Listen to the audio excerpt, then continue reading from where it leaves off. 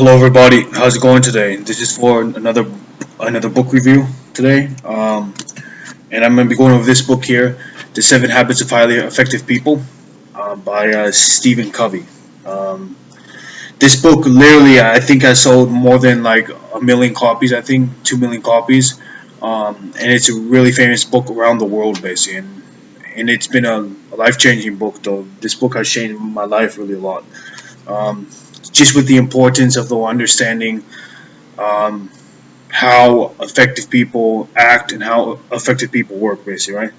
So, so I'll real fast go over with you guys basically the 7 habits which Stephen Covey illustrates in the book basically, and then I will just go over what he actually means by habit. Um, and then I'll go over the Aesop's fable, which he uses the goose and the golden egg, which is a really important analogy that Stephen Covey covers to actually explain why he uses these, though, like the 7 habits, etc. So when it comes to the 7 habits of highly effective people, right? So number one is to be proactive. So what does Stephen Covey mean to be proactive? Well, if you guys know Epictetus, he was a famous Greek Stoic philosopher who also wrote a lot about this as well. And being proactive means basically that think of it like in your life, for instance, you have like two big circles, right? So the first circle is your circle of influence, basically, and that is what you have control over. And then the second circle, which is the bigger circle, is your circle of concern, and that's which you don't have control over, right?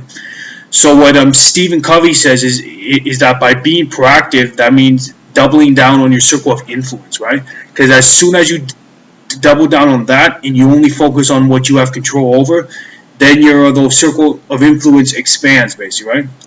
Whereas the reactive people who like to react on the impulses, emotions, etc., they always worry too much about their circle of concern, basically, right? And what that does is that actually minimizes their circle of influence, basically, right? So it gets smaller and smaller and smaller. So like what you want to do basically is that just to like focus on what you have control over in your life, right?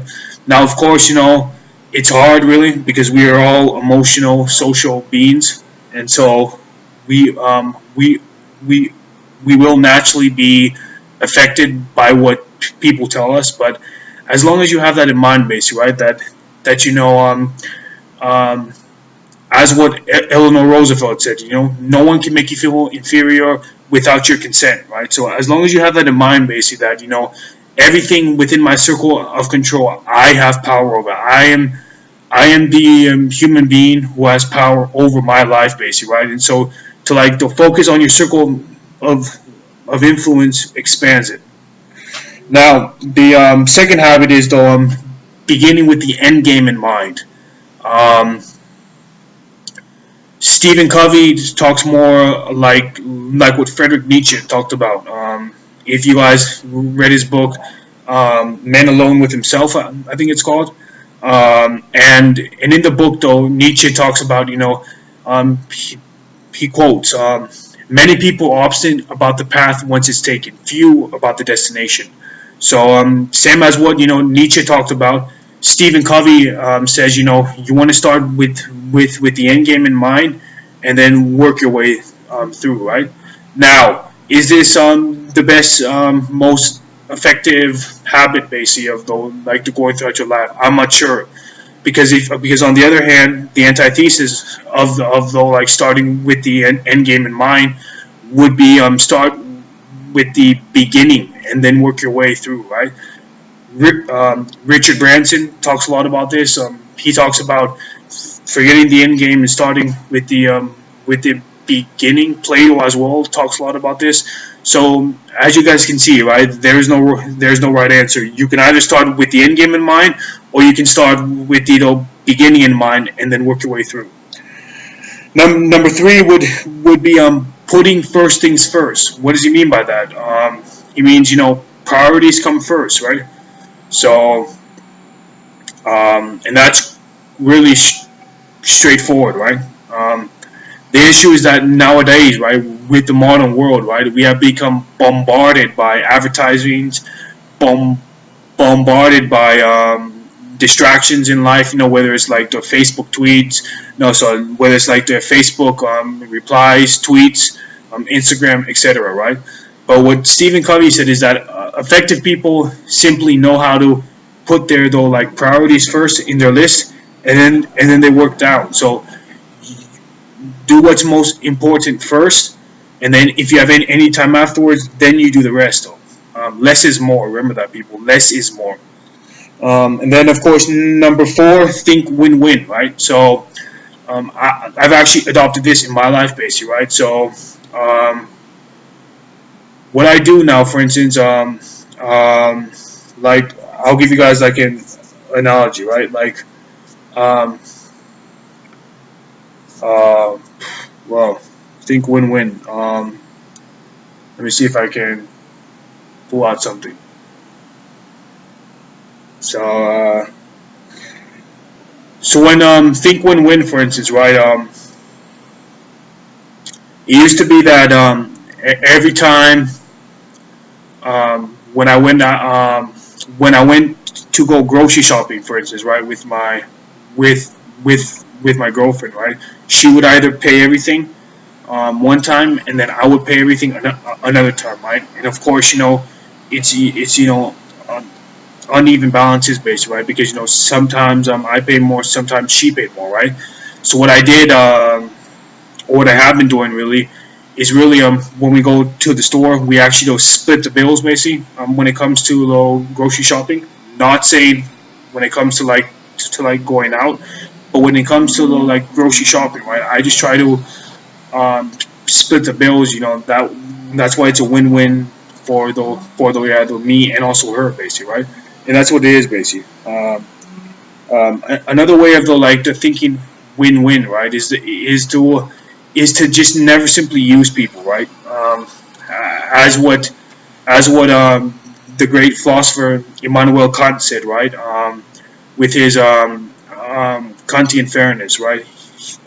Immanuel Kant basically, who was a great German philosopher, said basically that we humans have this natural bias basically that though for the most part, if we act kind and fair to the people, they will act kind and fair back to us.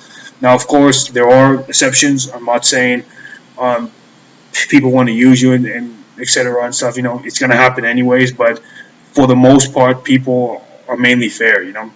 So if you look at a lot of these all these big mega supermarket corporations, whether it's Walmart, Woolworths, Target, etc. Right? Why do you think they have this buy anything, and if you don't like it, you can actually return it because of that reason, because we all have this Kantian fairness inside ourselves, right? So if we don't like to buy something and we like it, then we are usually fair. And of course, Walmart and all these other companies want to be also fair to us as well, right? And so that's why. And then of course number five is seek first to understand, then be understood, right? This is quite simple. Of course, Oprah Winfrey. I get this here from Oprah Winfrey. Basically, Oprah Winfrey said in one of her Stanford talks, she talked about how in the more than 15,000 interviews or something she's done throughout her whole career and stuff when she ran her own TV program, basically, the most important thing she said from every single interview is that people want to be understood, right? So and it's just like a normal social thing, right? So when you like to meet some people, people naturally like to talk about themselves. They like to talk about their own aspirations, and so it's really important basically to understand them, and then of course connect with them, and then see what goes on from there. That's about it. Number six, Stephen Covey talks about it synergizing all these habits as one, basically. And what that means, basically, is just bringing together all these six habits as one and making them work in synergy. And then, of course, number seven is, sharpen the saw. That's about it. And then what those Stephen Covey talks about habits, basically. He says, he actually though like lists what he thinks habits are, right? So according to Stephen Covey, habits are a synergy of knowledge, skill, and desire, basically. So the knowledge meaning what to do, skill meaning how to do it, and then desire meaning wanting to actually do it, basically. And you need all three, right? He's also right about this, right? Because you want to start, of course, with the most accurate knowledge and stuff, Then, of course, you want to, of course, build skill, and that's over time. Skill is basically via practices, I mean, like the practice, as they say, I think the quote goes something like, practice makes perfect or something. So you want to deliberately practice your skill, of course, and then, of course, desire, right? So you have to have some passion for what you do, etc. And that's about it. And I like to end, of course, with the great analogy Stephen Covey talks about with his goose and the golden egg, right? So in his Seven Habits of Highly Effective People, right? Stephen Covey talks about how he gives the analogy of in the Aesop's fable, right? Imagine, for instance, you are a farmer, right? And you have a goose, right? Which you have to look after, which you have to which you have to shelter, which you have to like to care for, etc. Right? And that goose lays, golden eggs, right? Now, what Aesop says is that, of course, the like selfish farmer would only want the like golden eggs, take the golden eggs, and then leave, or either kill the goose, basically, and just grab the golden eggs and leave, right? And of course, Stephen Covey says, well, that's not good though, right? Because if you eliminate the goose, right, and you're only left with the golden egg, well, then you're only left with a limited amount of money, knowledge, skill, whatever you want to represent that golden egg, right? But then, of course, Covey says as well, right, that if you only worry about the goose, then you're caring too much about the goose, right? And you're not, of course, focused on what you need or what you want, right? Which is that golden egg, right? So what he says, Stephen Covey, is that if you take the Aesop's fable, basically, right, the goose and the golden egg, basically, it's about nurturing both, basically. It's about having both, basically. In life, that's what you want. You want both the goose and the golden egg, right? So you want to nurture, of course. For instance, if you start your own company, and I'm only giving an analogy here. So if you start your own company, right, the goose represents your the employees, your staff, basically, right, and the golden egg represents profit, right. So it's about nurturing both, basically, right, to then achieve the greatest outcome. So that's what it's about, right. And I'll end it here, I guess. I'll just say one tip or one advice or the best advice I got from this book simply was, I guess, habit number one, really. And that's just to be proactive in life, right? So I've took it to my life, right, where I view events now impersonal and events unemotional, period. So throughout my life now, I never hold any expectation on any event or any expectation on any human being. I only hold expectations on myself, because by doing that, then I never get hurt, of course, because then I never have this emotional impulse to actually respond towards towards an event or towards a person that like might have hurt me, So so that's what I've took into account, basically, the importance of like the basically doubling down on my circle of influence and worrying about what I have control over, and the rest I don't even care anymore.